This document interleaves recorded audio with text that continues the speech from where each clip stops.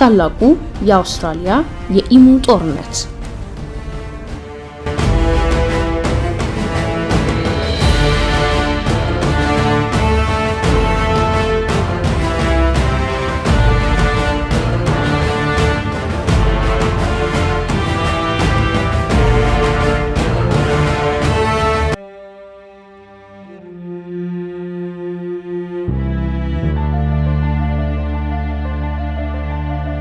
አውስትራሊያ በ1932 ዓ.ም በታላቁ የኢኮኖሚ ውድቀት ወይም the Great Depression አጥንቷ የተሰበረበት ወቅት ነበር። የሀገሪቱ ምዕራባዊ ክፍሎች በተለይም የካምፒዮን ዲስትሪክት ገበሬዎች የገንዘብ ችግር ከባድ ነበረ። ሆኖም ከኢኮኖሚው ቀውስ በበለጠ እንግዳና አስፈሪ የሆነ ስጋት እየመጣ ነበር። የኢሙ ወረራ። ኢሙዎች ከሰዎች የሚበልጡ መብረር የማይችሉ ግን በሰዓት 50 ኪሎ ሜትር መሮጥ የሚችሉ ግዙፍ ወፎች በተለምዶ በምዕራብ አውስትራሊያ ሰፊ ሜዳዎች ላይ በሰላም ይዘዋወሩ ነበር። ነገር ግን በመጀመሪያው የዓለም ጦርነት ተሳታፊ የነበሩ ወታደሮች መሬት ላይ መመለስና ከፍተኛ የሆነ የመሬት ስራ ልማት መጀመሩን ተከትሎ እነዚህ ገበሬዎች የስንዴ እርሻቸውን ማሳደግ ጀመሩ። ስንዴውም ደግሞ ለኢሙዎች የምግብ ምድር ሆነ። በ1932 የጸደይ ወራት ሲቃረብ ድርቅና የውሃ እጥረት ኢሙዎችን ከመኖሪያ ስፍራቸው ወደ ገበሬዎች እርሻዎች እንዲጎርፉ አስገደዳቸው። ለመጀመሪያ ጊዜ በአካባቢው ወደ 20,000 የሚጠጉ ኢሙዎች መጥተዋል። ይህ ቁጥር ለብቻው የሚያስፈራ ነበረ። ገበሬዎቹ በመከሩ ጊዜ በነበሩት ጥቂት ሳምንታት ውስጥ የስንዴ እርሻቸውን በሺዎች በሚቆጠሩ ወፎች ሲበላና ሲረጋገጥ አዩ። ኢሙዎች አጥርን የማፍረስ ልማድ አላቸው። አንድ ትላልቅ ወፎች በመሄድ ቀዳዳ ከፈጠሩ በኋላ ጥንቸሎችና ሌሎች አውሬዎች ተከትለው ገብተው የቀረውን ጥፋት ያደርሱታል። ገበሬዎቹ በመጀመሪያ በራሳቸው መንገድ ለመከላከል ሞከሩ። በጩኸት፣ በድንጋይ አልፎ ተርፎ በጥቂት የእርሻ ጠመንጃዎች ወፎቹን ለማባረር ሞከሩ። ውጤቱ ግን ዜሮ ነበር። ኢሙዎች የማሰብ ችሎታ ያላቸው ይመስል ለጥቂት ጊዜ ቢሸሹም ጥፋት ለማድረስ በሌላ አቅጣጫ ተመልሰው ይመጣሉ።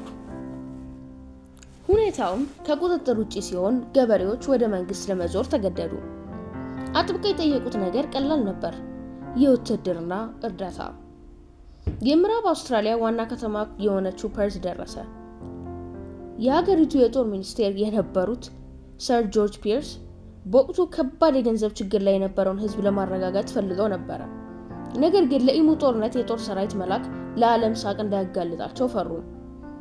ነገር ግን የገበሬዎቹ ጩኸት ከባድ ነበር። ፒርስ ከረጅም ጊዜ ማሰላሰል በኋላ ይህንን ለመጠቀም ወሰነ።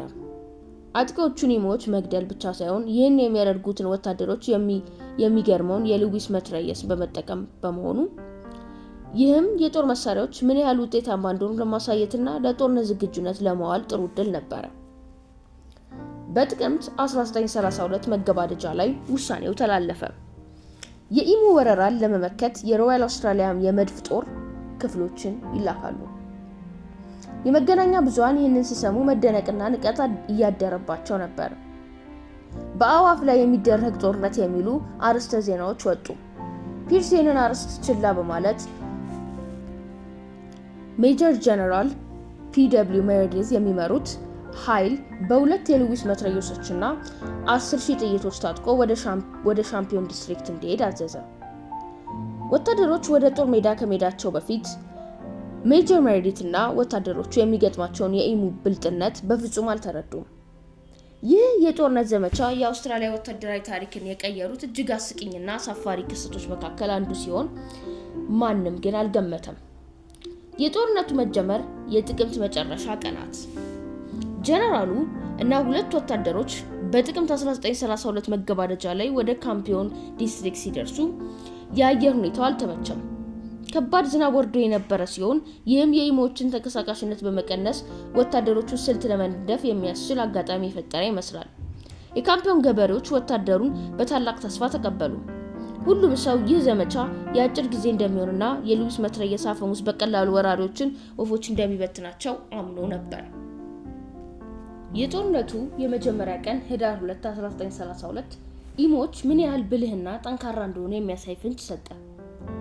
ጀነራሉ ወደ 1,000 የሚጠጉ ኢሙዎች የተሰባሰቡበትን ቦታ አገኙ። ይህ ለሉዊስ መትረየስ ጥሩ ኢላማ ነበር። ጀነራሉ ስልቱን ነደፈ። ወታደሮቹም በመኪና ወይም በጭነት መኪና ላይ ሆነው ወደ ኢሞቹ በመቅረብ ከፍተኛ የሆነ የእሳት ኃይል በመጠቀም በፍጥነት ግድያውን ይፈጽማሉ። የመጀመሪያዎቹ ጥይቶች ሲተኮሱ ኢሞቹ አስደነገጣቸው። ነገር ግን ከሚጠበቀው በተቃራኒ ግዙፉ የኢሙ መንጋ በድንጋጤ ወደ አንድ አቅጣጫ ከመሮጥ ይልቅ ወደ ትናንሽ ቡድኖች ተከፋፈሉ። እያንዳንዱ ቡድን በየራሱ አቅጣጫ በከፍተኛ ፍጥነት ተበተነ። ይህም ለመትረየስ ተኳሾች በጣም አስቸጋሪ ያደረገው። ሜጀር ሜሬዲት በኋላ እንደተገነዘቡት ኢሞቹ እንደ ጎሪላ ፋይተርስ የተደራጁ ይመስላሉ። ወዲያውኑ ምላሽ የመስጠትና የተኩስ አቅጣጫዎችን የማምለጥ ችሎታቸው አስገራሚ ነበረ። ወታደሮቹ ቢተኩስም ኢሞቹ በከፍተኛ ፍጥነት በመሮጥና ስልታዊ በሆነ መንገድ በመታጠፍ ብዙዎቹን በጥይት ሳይመቱ አመለጡ። ሜጀር ሜሬዲት በወቅቱ እንደተናገሩት እያንዳንዱ ወፍ ጥቃት በሚሰነዝርበት ጊዜ ራሱን የማዳን ችሎታ ያለው ይመስላል። የእነሱ የመበተን ስልት እንደ ማንኛውም የተዋጣለት የውትድርና ኃይል ነበር። በአጭር ጊዜ ውስጥ 2500 ጥይቶች ከተተኮሱ በኋላ የተገኘው ውጤት እጅግ አሳፋሪ ነበረ። ምናልባትም ከ12 ያነሱ ኢሞች ተገድለዋል። የመጀመሪያው ጥቃት ሙሉ በሙሉ ውድቀት ነበረ። የሉቲስ መትረየስ በጦር ሜዳ የሰው ልጅ ለመግደል ውጤታማ መሳሪያ ቢሆንም በከፍተኛ ፍጥነት እየሮጡ ባሉ ግዙፍ ወፎች ላይ ግን ውጤታማ አልነበረም። የጦርነቱ ሂደት በወቅቱ በዜና አውታሮች ላይ በስፋት ይዘገብ ነበር።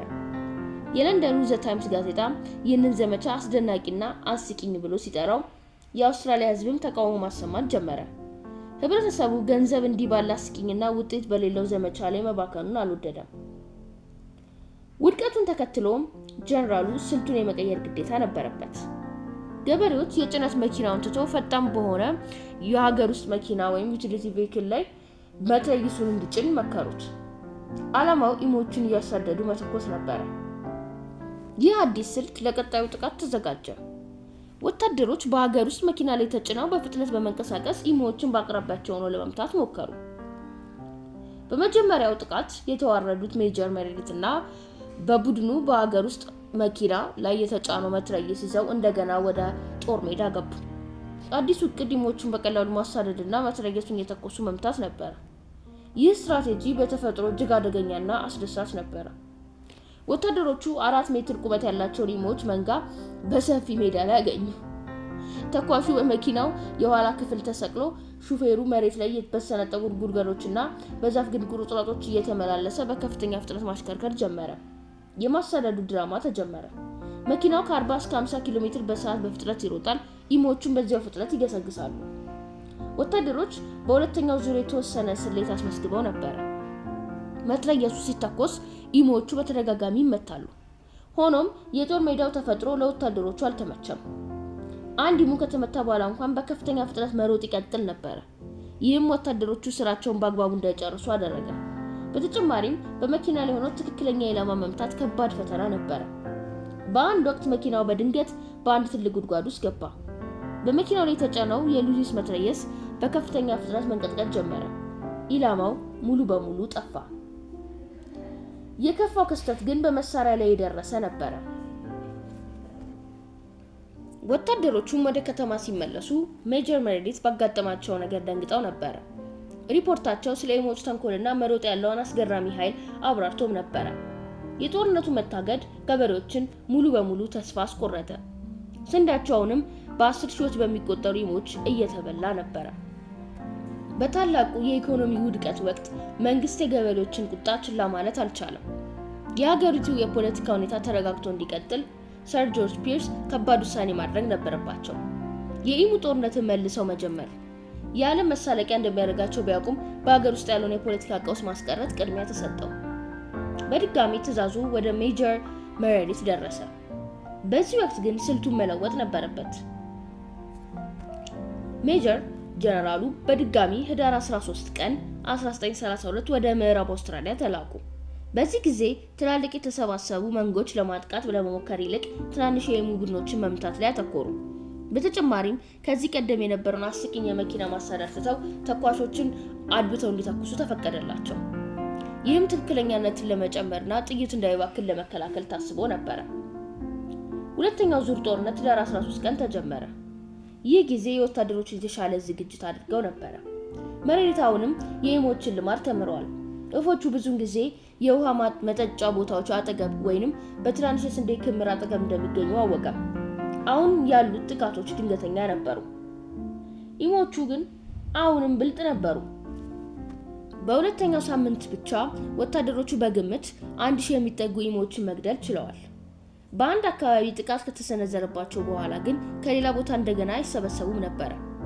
በተጨማሪም ወታደሮቹ መትረየስ የሚጭኑበትን ቦታዎች እየለዩ የማምለጥ ችሎታ አዳበሩ። ጦርነቱ የሰው ልጅና የተፈጥሮ ምርጫ የማያቋርጥ የአእምሮ ጨዋታ ሆኖ ቀረ። ታህሳስ 10 ቀን 1932 የሁለተኛው የኢሙ ጦርነት ዘመቻ ሲያበቃ ጀነራሉ እና ወታደሮቻቸው ወደ ፐርስ ተመለሱ። የውትድርና ኃይሉ የሰጠው ይፋዊ ሪፖርት ድልን ባያመለክትም ከመጀመሪያው ውርደት በተሻለ ሁኔታ ዘመቻው መጠናቀቁን ያሳያል። በ1932 የተካሄደው ታላቁ የኢሙ ጦርነት ድራማም አስቂኝ ሁኔታና በውርደት የተሞላ ዘመቻ ነበረ። የሜጀር ጂፒደብሊው ሜሬዲት ታሪክ አሁን የዓለም ታሪክ አካል ነው። የጦርነቱ ፍጻሜ የሰው ልጅ ቴክኖሎጂ ሁልጊዜም ተፈጥሮን እንደማያሸንፍ በግልጽ አሳይቷል። በካምፒዮን ዲስትሪክት በሁለት ዙር ውጊያዎች የሰዎች ኃይል በኢሞች ተንኮልና ፍጥነት ተሸንፎ ነበረ። በዚህ ውጊያ አሸናፊ ወገን መብረር የማይችሉት ግዙፍ የአውስትራሊያ ወፎች እንደነበሩ በብዙዎች ዘንድ ተቀባይነት አግኝቷል። በዚህ ታላቅ ጦርነት ውስጥ ኢሞች ሜዳውን ብቻ ሳይሆን የዓለምንም ትኩረት አሸንፈዋል።